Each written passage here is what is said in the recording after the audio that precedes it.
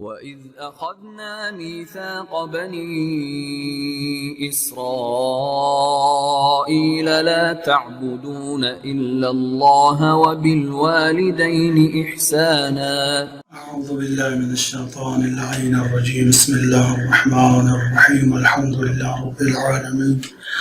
الصلاة والسلام على سيد المرسلين أبي القاسم محمد. اللهم صل على محمد وعلى محمد وعلى آله الطيبين الطاهرين. أما بعد، فقد قال رسول الله صلى الله عليه وآله وسلم: إن الحسن والحسين سيدا شباب أهل الجنة. اللهم صل على محمد وعلى محمد. موضوع سخن ہمارا امام حسن مجتبیٰ علیہ السلام ہے. ہم پہلے بھی عرض کر چکے ہیں امام حسن مجتبیٰ کی ولادت کے بارے میں کچھ عرائض پیش کر چکے ہیں. سورہ کوثر کی تفسیر کے بارے میں کہ سورہ کوثر کی عملی تفسیر امام حسن مجتبیٰ ہے. کس قدر خوشی ہوئی اہل بیت کے گھر میں کہ جب امام حسن علیہ السلام اس دنیا میں آئے. امام حسن علیہ السلام کی زندگی پر اگر نظر کی جائے تو مختصر اگر بیان کیا جائے تو امام حسن مجتبیٰ علیہ السلام نے 7 برس اپنے نانا حضرت محمد صلی اللہ علیہ وآلہ وسلم کے ساتھ گزارے،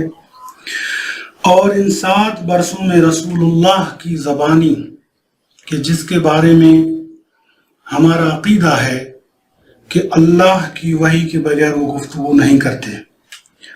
وہ رسول خدا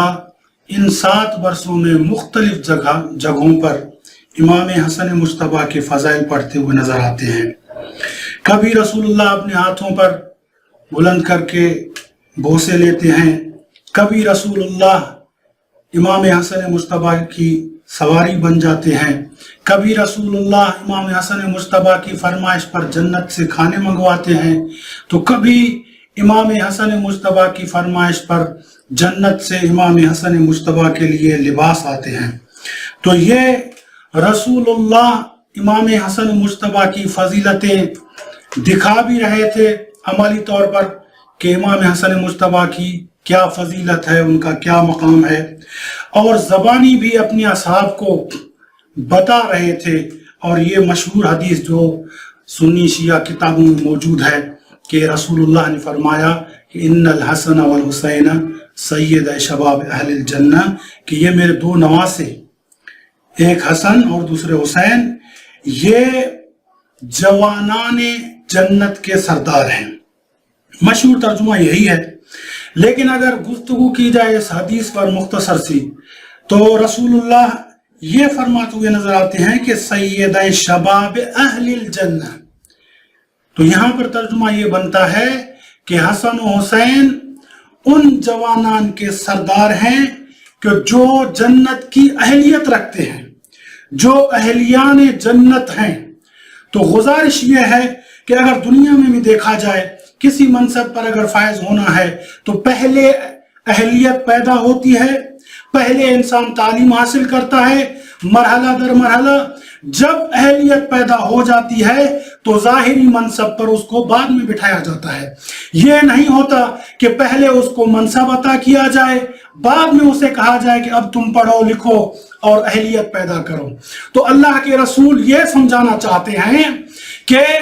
میرے حسن و حسین، اگر تم دنیا میں دیکھنا چاہتے ہو، اگر تم دنیا میں دیکھنا چاہتے ہو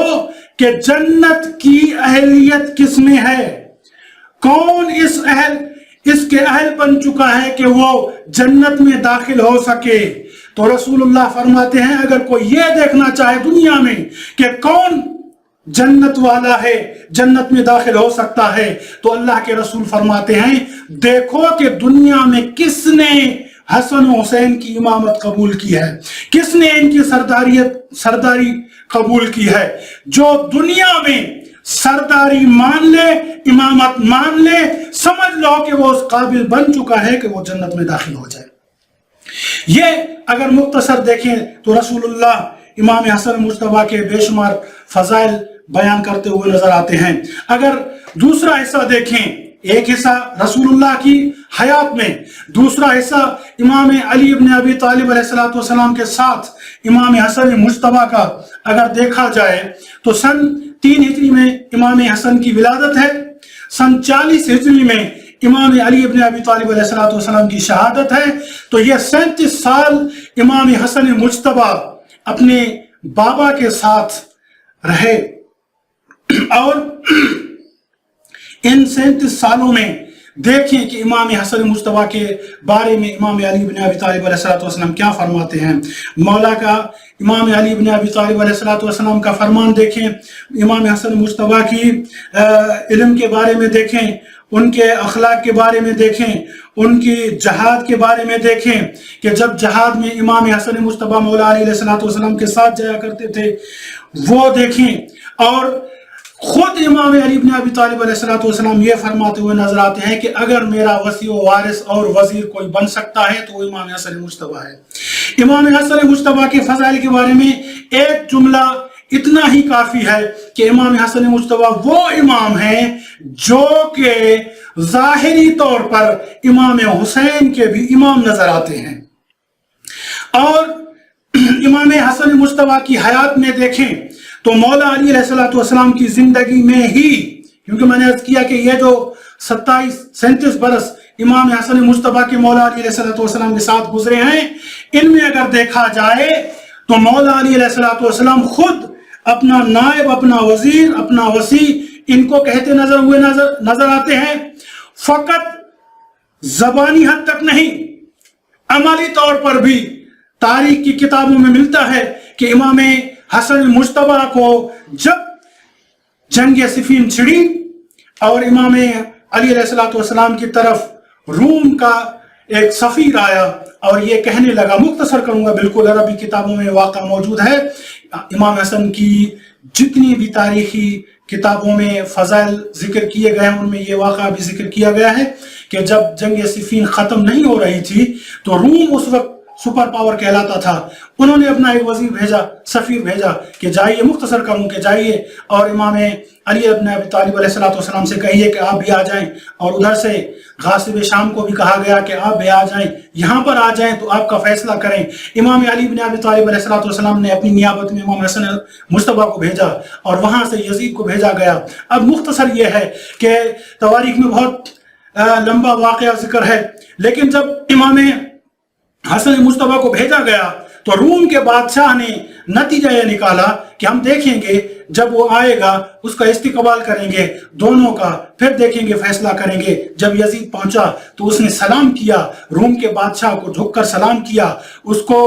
سلام کر کے بعد میں اس کے ساتھ ملاقات کی۔ جب امام حسن مجتبیٰ پہنچے تو مولا امام حسن مجتبیٰ نے سلام نہیں کیا، کیونکہ سلام کا معنی ہے سلامتی، اور سلامتی ہوتی ہے مومن پہ، مسلمان پر، اور وہ مسلمان نہیں تھا۔ تو وہ سمجھ گیا کہ یہ مجھے اپنے سلام کے لائق بھی نہیں سمجھتا، یہ جھکا بھی نہیں، یہ بکے گا بھی نہیں۔ اب دیکھتے ہیں، ان کا فیصلہ کرتے ہیں، ان کا علمی امتحان لیتے ہیں۔ تو یزید کو بلایا اور کہا کہ میرے پاس کچھ تصاویر ہیں، نقوش ہیں، میں آپ کا امتحان لینا چاہتا ہوں، کیونکہ آپ کا یہ فرمان ہے، آپ کا یہ کہنا ہے کہ آپ کا جو نبی تھا وہ اللہ کا رسول تھا، اللہ کے علوم اس کے پاس تھے، تو جو اس کا وصی بنے گا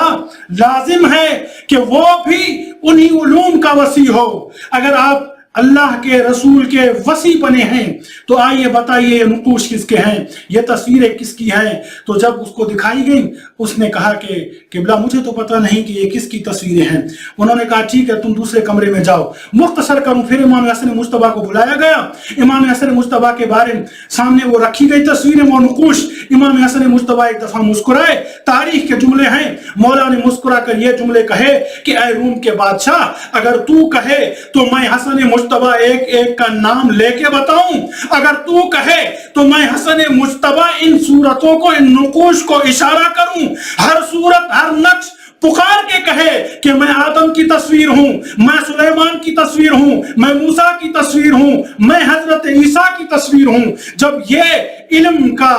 منظر دیکھا روم کے بادشاہ نے، تو اس نے آخر میں یہی فیصلہ کیا کہ حقیقی علم نبی کا، مقام نبی کا، رسالت نبی کا وارث یہی ہے جس کے پاس علم نبی ہے۔ والسلام علیکم ورحمۃ اللہ وبرکاتہ۔